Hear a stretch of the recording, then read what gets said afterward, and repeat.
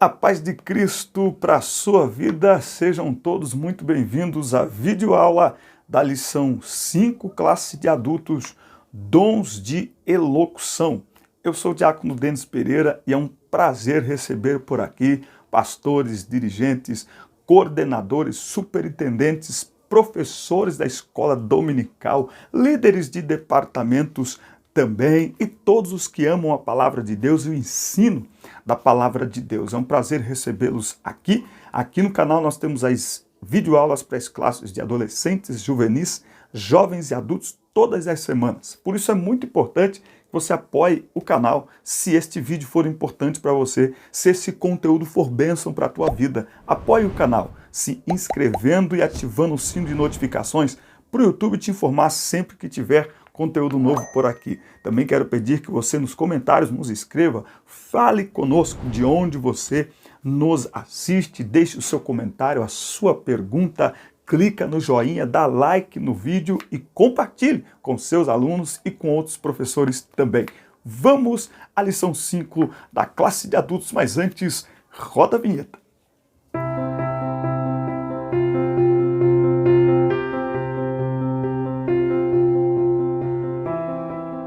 Que bênção ter você por aqui. Pegue a sua revista, a sua caneta, o bloco de anotações. Eu vou pontuar algumas coisas aqui nesta nossa lição 5, que vai tratar dos dons de elocução, variedade de línguas, interpretação de línguas e o dom de profecia. O textuário da nossa lição está em 1 Coríntios, capítulo 14, versículos 2 e 3. Porque o que fala a língua estranha não fala a homens, senão a Deus. Porque ninguém o entende, e em espírito fala de mistérios. Mas o que profetiza fala aos homens para edificação, exortação e consolação. Anota isso aí, por favor. O propósito da profecia já está declarado aqui. Edificação, exortação e consolação. Os dons de variedades de línguas e de interpretação das línguas são para edificar, exortar e consolar a Igreja de Cristo. Bom, o estudo da lição desta semana concentrar-se-á nos 3 dons classificados como os dons de elocução: profecia, variedade de línguas e interpretação de línguas. Os propósitos destes dons especiais são os de edificar, exortar e consolar a Igreja de Cristo. Edificar, porque o cristão precisa crescer espiritualmente. A vida cristã não é estática, ela é dinâmica. Nós somos chamados para crescer espiritualmente, como uma criança mesmo, não é verdade? Também para exortar. Exortar é consolar. Exortar é chamar a atenção com a intenção de encorajar. Então não é simplesmente chamar a atenção de uma pessoa sem se preocupar com o resultado. Não, é chamar com objetivo, com propósito, com a finalidade de encorajá-la a seguir fielmente a Cristo, não é? E consolar. Nos tempos que estamos vivendo, quanto mais perto vai ficando a volta de Cristo, mais difíceis serão os dias. Então também tem o propósito de consolar a Igreja de Cristo. Bom, tópico 1, o dom de profecia. Vamos aqui estabelecer então o que é o dom de profecia. Não é como está aí relatado por Paulo em 1 Coríntios 14. São mensagens espontâneas, inspiradas pelo Espírito, em uma língua conhecida para quem fala e também para quem ouve, objetivando sempre exortar, consolar e edificar aquele que recebe esta profecia. Não confundamos a profecia com palavra profética, que aliás é uma coisa que não tem nada a ver com o nosso ambiente, mas daqui a pouco a gente chega lá. Profetizar não é desejar uma bênção a uma pessoa, pois essa não é a finalidade da profecia. Sabe essa forma, eu diria que uma mania que nós pegamos, aprendemos, não sei de onde.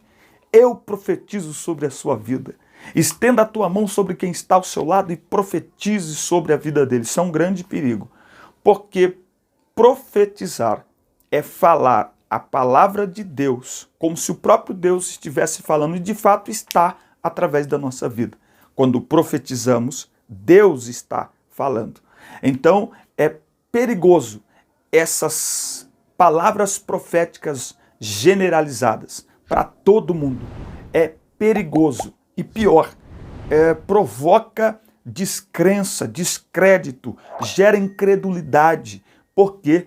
Porque o fato de eu, com o microfone na mão, dizer eu profetizo sobre a sua vida não significa que vai se cumprir. Porque Deus tem compromisso com aquilo que Ele fala. Então, a profecia não é uma palavra profética.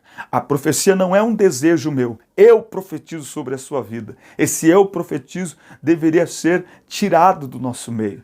Porque a profecia nunca é eu profetizo. A profecia sempre é assim diz o Senhor. E quando Ele diz, Ele cumpre. Tá? Então, não é desejar uma bênção sobre alguém. Nós devemos, inclusive, ter esse cuidado. Não é? Então, se Deus não mandou falar e você quer falar algo, diga, olha, eu desejo algo para você, eu ministro sobre a sua vida. É melhor trocar essa palavra profetizar para eu ministro. Eu ministro sobre a sua vida a bênção de Deus, a graça de Deus. Eu ministro um milagre sobre a sua vida, porque essa tem mais uma ideia de eu estou servindo algo. Quando eu digo que eu profetizo, profetizar é Deus falando e é preciso tomar muito cuidado, é preciso ter responsabilidade para não usarmos este dom de forma incorreta. E toda profecia, ela deve ser julgada. Toda profecia deve ser julgada, deve ser analisada, deve ser filtrada. Qualquer profecia contrária à palavra de Deus não deve ser tomada como verdade. Qualquer profecia que não tenha o crivo da palavra, que não passe pelo crivo da palavra de Deus, não deve ser considerada. E qualquer um que fale assim também não deve ser considerado, tendo o cuidado para não descrermos da manifestação do dom de profecia por causa de pessoas irresponsáveis no uso deste dom. Qual é a relevância, não é, do dom da profecia? Os crentes de Corinto deveriam julgar as profecias quanto ao seu conteúdo e origem, de onde elas procedem.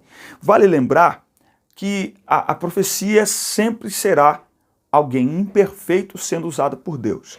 Eu disse isso num vídeo que eu gravei sobre a profecia do dia 30, para a gente tomar cuidado para não rejeitarmos a profecia, porque o profeta não tem cara de profeta, não está vestido como tal. E também para nós não supervalorizarmos uma profecia, porque acontece o contrário, né? A pessoa está de terno, gravata, de vestido longo, e aí ela falou, está falado. Então é preciso ter cuidado. Por quê? Porque a profecia possui 3 fontes: Deus, o homem ou o diabo. Deus, o que nós fazemos? Nós aceitamos, nós recebemos. O homem, nós, calma, cuidado, e se possível, chama no canto, senta e diz, meu filho, isso aqui você precisa corrigir. Ou então o diabo nós repreendemos, e é preciso ter discernimento. Eu tenho dito que talvez o dom que nós mais precisamos nos dias de hoje é o discernimento, porque o inimigo, ele tem feito de tudo para enganar nesses últimos dias, inclusive os fiéis, com pessoas. Eu digo que o maior perigo para a nossa fé não são aquelas pessoas que são ímpias e que nós as identificamos. O pior problema que nós temos hoje é que tem muita gente falando de Deus, muita gente com a Bíblia na mão, que a gente, principalmente nas redes sociais, não sabe de onde que é, de qual origem que essa pessoa é, e a pessoa está falando e no momento ali de uma efusão espiritual, as pessoas falam lá alguma coisa e quem está do lado de cá precisa receber alguma coisa, está ansioso, esperando uma resposta de Deus e fica emocionado quando escuta, sem analisar, sem verificar se de fato é Deus que está falando. Então nós precisamos ter muito cuidado, é preciso vigiar, Os propósitos da profecia, a profecia contribui para a edificação do crente, tá? Então a profecia contribui para a nossa edificação. A igreja de Jesus Cristo deve ser conduzida segundo as Escrituras. A igreja não deve ser conduzida por profecia, ok? Então, o que direciona uma igreja é a palavra, não é a profecia. Não é um profeta, não. O que direciona a igreja é a palavra. Lembra?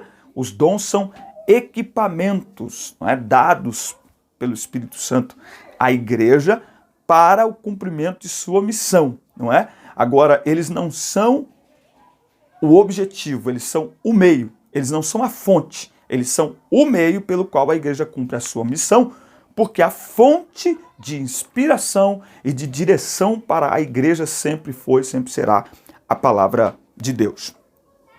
Tópico 2, nós vamos falar agora do dom de variedade de línguas. O que é esse dom de variedade de línguas, né? Algumas pessoas, ao serem batizadas com o Espírito Santo, já recebem esse dom, né? Ou algumas recebem só o dom de línguas e depois vem o dom de variedade de línguas, e o próprio nome já diz, é uma variedade de línguas, né? Então quem tem esse dom, ele sempre percebe que quando fala, essa língua ela vai mudando, tá certo?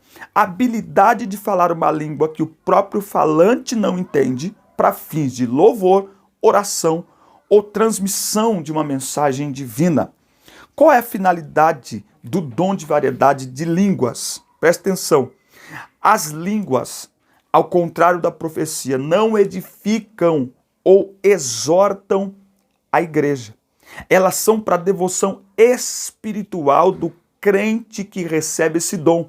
Porque à medida que falamos, vamos sendo edificados, porque o Espírito Santo nos toca e nos renova. Então, as línguas estranhas, o dom de variedade de línguas, ele é para uma edificação pessoal, é para a nossa devoção pessoal e particular com Deus, certo? É para isso, essa é a finalidade. Promove uma edificação particular do crente com Deus, não é? As línguas estranhas, Paulo orienta que a gente preste atenção e valorize as línguas estranhas no nosso momento devocional, no nosso a sós com Deus, no nosso secreto com Deus. Por quê? Porque quando falamos em línguas, a Bíblia é que nós edificamos a nós mesmos. E é interessante porque este dom e todos os outros não cessaram com os apóstolos. Eles continuam atuais nos dias de hoje. Então, todos os crentes devem ser incentivados a buscarem o batismo com o Espírito Santo e a orarem em línguas, no secreto, no particular, para serem edificados espiritualmente enquanto estão orando. Isso é muito importante. Os dons não cessaram, são atuais, devem ser buscados e aqueles que o receberem devem praticar, devem, como que podemos dizer aqui, né, usar esse dom, eles devem aproveitar este privilégio, esta oportunidade, não é? É um equipamento a mais para nossa edificação particular, pessoal e secreta, tá bom? Aí vem o terceiro tópico aqui, interpretação de línguas. Interpretação de línguas. Qual foi a última vez que você viu o Espírito Santo usar alguém na interpretação de línguas? Você se lembra? Eu me lembro, eu estava num culto faz muito tempo, mas muito tempo mesmo. E eu me lembro que enquanto o pregador pregava, o Espírito Santo o encheu e ele começou a falar em mistérios, e um outro pastor no altar se levantou e começou a interpretar o que ele estava falando, e foi algo extraordinário, foi algo lindo. E quando a gente vê, a gente fica maravilhado. Bom, o dom de interpretação de línguas é a habilidade de interpretar no próprio vernáculo que foi falado em línguas. Então, uma pessoa está falando em línguas estranhas, desconhecidas ao nosso vocabulário, e uma outra pessoa recebe uma iluminação de Deus e começa a dizer o que o Senhor está falando na boca daquela pessoa que está falando em línguas, não é? Agora, na igreja dos Coríntios, não é? E em muitas igrejas hoje, isso era quase que uma competição, não é? Paulo aqui chega a dar uma numerada aqui, ó, que fale 2 ou 3 no máximo, entendeu? E faça-se tudo para edificação e com decência e ordem, dando aí a entender que o que havia ali era um espírito de competição, quem fala mais. Olha, um culto na igreja de Corinto era difícil você entender o que estava acontecendo, não é? Os pentecostais acham que é edificado pelo fervor, mas o que nos edifica é a palavra, é a compreensão do que está sendo dito. Por isso que Paulo diz, eu tenho todos os dons, mas eu prefiro falar uma palavra que as pessoas entendam. Isso promove a edificação. A edificação não é suador, a edificação não é arrepio, não. A edificação é a compreensão da palavra. Então, o que Paulo está fazendo aqui não é impedir a manifestação dos dons, mas primeiro, organizar o culto. O culto é a Deus, o culto precisa ser organizado. Tem a manifestação espiritual que tiver, o culto tem que ser organizado. A ideia, quando Paulo escreve aqui sobre as línguas estranhas, que elas não promovem a edificação coletiva, mais particular, é para que a gente entenda que no culto nós não podemos ser egoístas. No culto, o que deve ser priorizado é o culto coletivo. Por isso que a gente se reúne. Não se reúne 300 pessoas para cada um fazer o seu culto. Não, o meu culto eu faço na minha casa, no meu quarto com a porta fechada. Aqui eu faço o meu culto a Deus. Na igreja eu vou para cultuar a Deus junto com os meus irmãos. Logo, tudo deve levar em consideração os outros. O louvor deve ser levado em consideração a participação dos outros. A palavra deve ser levada em consideração que ela toque, que ela edifique todas as pessoas presentes, claro, aquelas que estiverem sensíveis à voz de Deus, não é? E as manifestações espirituais também. Nesse sentido é que Paulo está dizendo, olha, é melhor se você não tiver intérprete que fique calado. Ué, então eu não posso falar em línguas estranhas na igreja. Você pode, mas entenda que a prioridade na igreja é edificação coletiva. Então é melhor dar um glória a Deus, melhor dar um aleluia. Se não tem ninguém falando, você falar baixinho. Agora, tá todo mundo ali, irmão, no mover, dando glórias e aleluia. E é aquela situação, irmão. Quem tem glória, dá glória. Quem tem aleluia, dá aleluia. Quem tem língua estranha, fala língua estranha. Porque todos estão adorando, todos estão cultuando. O que Paulo está dizendo é que eu não posso me levantar ali no culto, o pastor explicando ali a palavra no culto de ensino, ou mesmo no culto de domingo, e eu levantar no meio do culto e começar no manto, meus irmãos, girar a hélice do helicóptero e atrair a atenção das pessoas todas para mim, e as pessoas vão ficar olhando, esperando. Interessante, olha lá, meu Deus, e as pessoas vão ficar olhando. O que vai acontecer? Vai desviar a atenção do culto a Deus para mim e não vai edificar nada porque não houve interpretação. E aí? Isso está certo? Não, é isso que Paulo está dizendo. Então, se há um momento que está todo mundo ali naquele mover, meu irmão, vai na onda, vai embora, se entrega, derrama, vai, lágrima, língua estranha, chora, misericórdia. Agora, tá todo mundo ali escutando, dando glória a Deus e tal, mas eu não aguento me segurar. Aguenta, crente cheio do Espírito tem sabedoria do alto e tem domínio próprio. A Bíblia diz que o Espírito do profeta é sujeito ao profeta, não é? É que eu costumo dizer, Deus dá uma palavra para mim, eu não tenho que parar o culto para entregar a palavra para uma pessoa. Eu posso entregar a hora que acabar o culto. Por que eu tenho que entregar no meio do culto? Parar o culto porque o profeta vai profetizar. Para eu profetizar para uma pessoa, né? Então, nós precisamos ter esse cuidado para que o culto a Deus não se torne uma demonstração de uma suposta, meu Deus, superioridade, que nós já falamos em outras aulas aqui, que na verdade não tem, porque os dons são presentes dados por Deus, por sua graça, não há mérito nenhum naqueles que os têm e naqueles que os manifestam. Amém? Então essa que é a ideia no uso dos dons. E qual é a diferença entre o dom de interpretação e de profecia? É simples e sutil. A diferença é que no dom de profecia, quem fala ele mesmo interpreta, ele mesmo tem a iluminação, a clareza de Deus para falar, tanto em línguas quanto no idioma, que as pessoas vão entender o que Deus está falando. No caso da interpretação de línguas, duas pessoas geralmente é que vai se envolver aí nessa manifestação.